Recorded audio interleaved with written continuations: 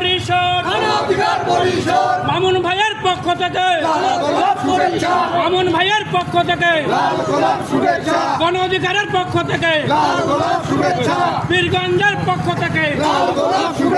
hippie নুরের পক্ষ থেকে শুভেচ্ছা শুভ তোমার আমার পরিষদ তোমার আমার পরিষদ হিপি নুরের পরিষদ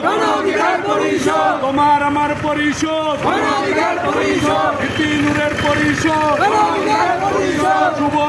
শুভ দিন শুভ দিন শুভ দিন শুভ দিন শুভ দিন